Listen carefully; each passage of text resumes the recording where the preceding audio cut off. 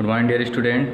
आज हम class 10th chapter number 12 area related to circle को हम पढ़ेंगे। Today we learn to know learn to discuss. सबसे पहले area of sector and of a circle. सबसे पहले हम क्या समझते हैं, एरिया ऑफ सेक्टर क्या होता है और एरिया ऑफ सेगमेंट क्या होता है। Area of sector and segment, ठीक है। तो पहले सेक्टर क्या एरिया समझते हैं एंड सेगमेंट, ठीक है ना। तो सबसे पहले एक सर्किल बना दिए, ठीक है। तो सर्किल के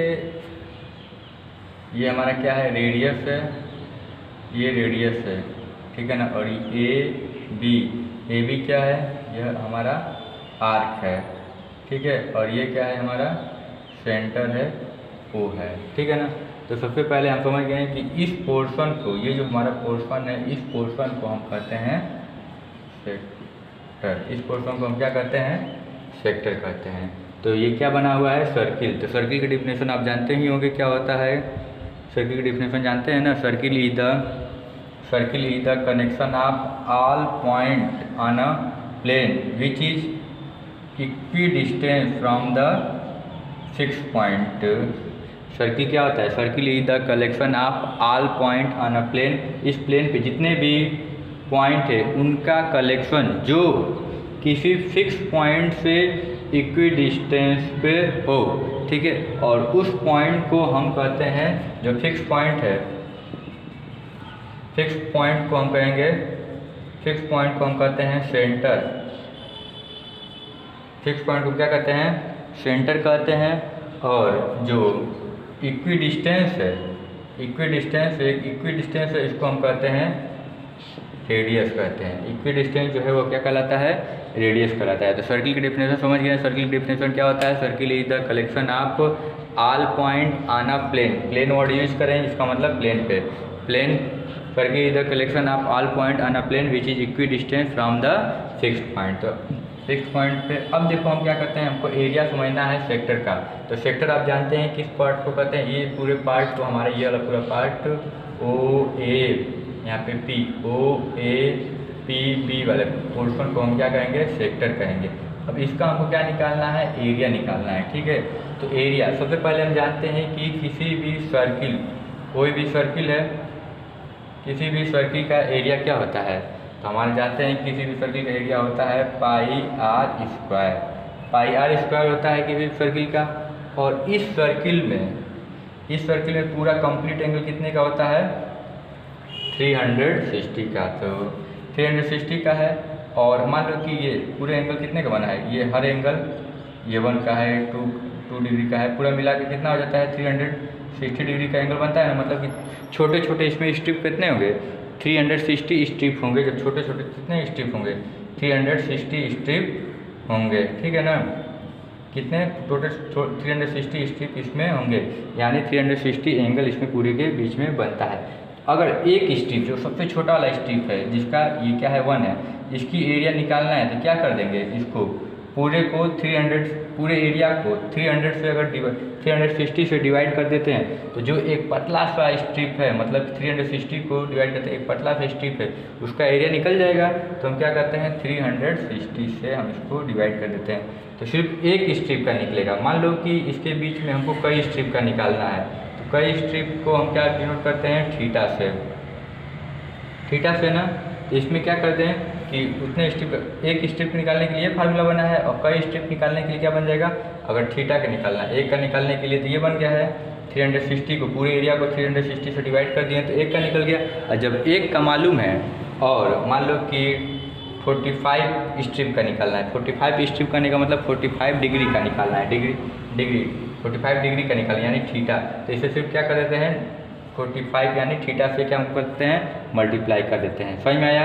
एक स्ट्रिप का निकालने के लिए 360 से डिवाइड किए तो एक स्ट्रिप का, पतले स्ट्रिप का निकल गया है एरिया, और उसके हमको थीटा निकालना है। मान लो कि जैसे 45 स्ट्रिप का, 45 स्ट्रिप कहने का मतलब कि 45 डिग्री का निकालना है। 45 डिग्री को हम थीटा से शो करते हैं, मतलब किसी एक अननोन का निकालना है, अननोन स्ट्रिप का निकालना है।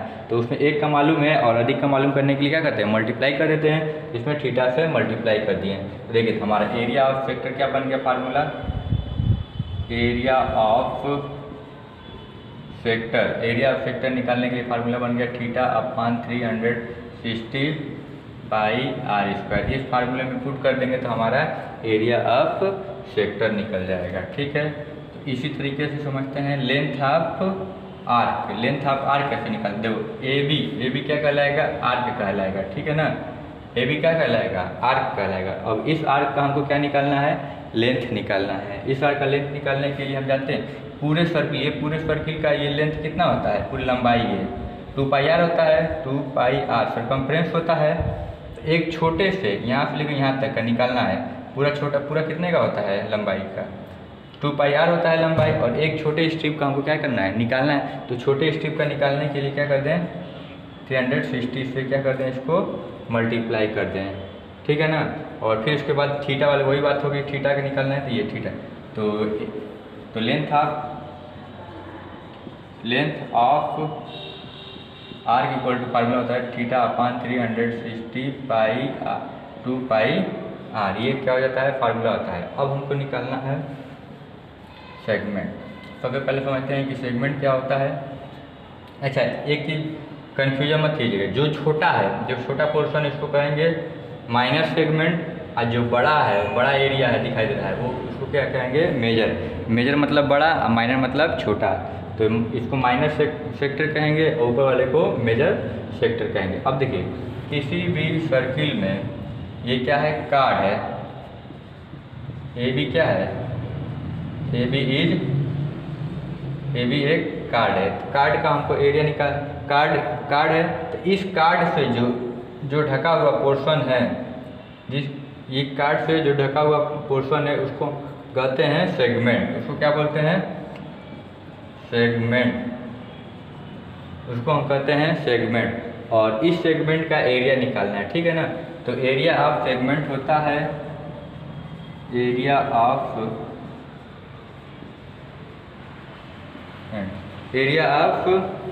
सेगमेंट। देखिए, एरिया ऑफ सेगमेंट निकालने के लिए 2 तरीका है। पहला ये तरीका है, वो है मान लो यहाँ पे P है।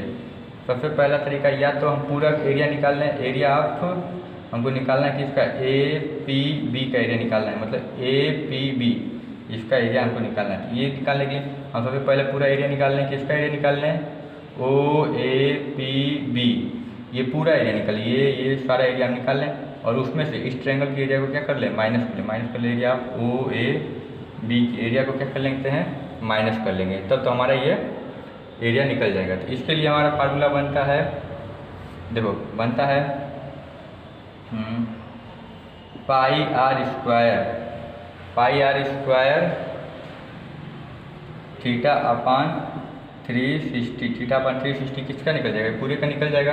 पूरे का क्या निकल जाएगा, पूरा सेक्टर बन गया। तो सेक्टर क्या होता है, theta upon 360 pi r square minus 1/2 r square sine theta. इस फार्मूले पे हम पुट कर देंगे तो हमारा क्या निकल जाएगा, एरिया ऑफ सेगमेंट निकल जाएगा। ये फार्मूला समझ में आया है, क्या है एरिया ऑफ सेगमेंट का फार्मूला, क्या होता है theta upon 360 pi r square minus 1/2 r square sine theta. इस फार्मूले को यूज करके एरिया ऑफ हम सेगमेंट निकाल सकते हैं। ठीक है, तो इतना समझ में आ गया। अब हम एक क्वेश्चन समझ लेते हैं, एग्जाम्पल नंबर 3 को समझ लेते हैं, जो कि पेज नंबर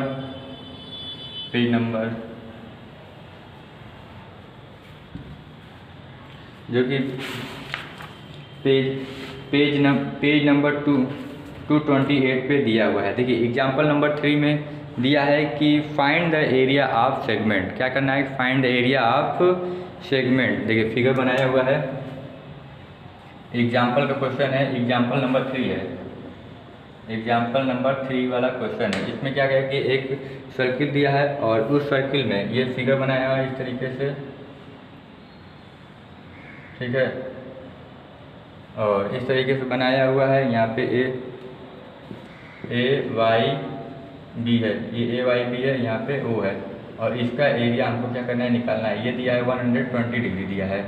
ठीक है, मतलब इसमें रेडियस क्या दिया हुआ है, रेडियस जो दिया हुआ है, रेडियस दिया है 21 दिया हुआ है, 21 सेंटीमीटर दिया है, और एंगल कितना दिया है, एंगल दिया है 120 दिया है, और इस सेगमेंट का एरिया हमको क्या करना है, निकालना है।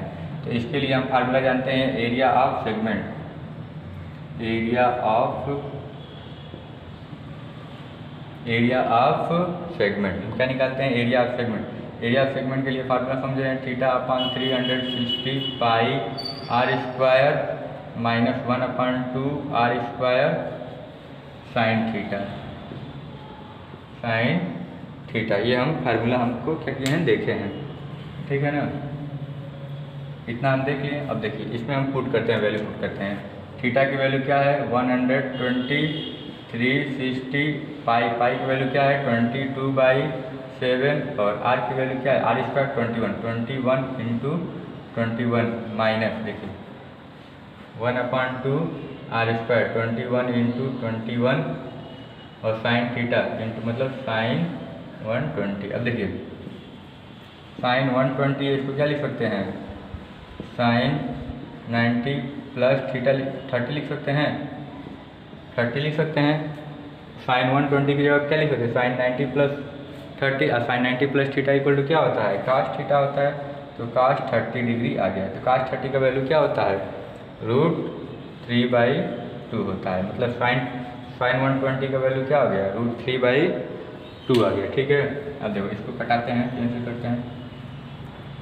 देखिए 0 से 0 कट गया, 12 3 जा 36, 7 3 जा 3 से 3 कैंसिल हो गया। यहाँ पर क्या बचा? 22 इंटू 21 माइनस इधर कुछ कटेगा नहीं, कटेगा। क्या बचेगा? 21 इंटू 21/2 इंटू साइन 120 है तो क्या लिखेंगे? √3/2।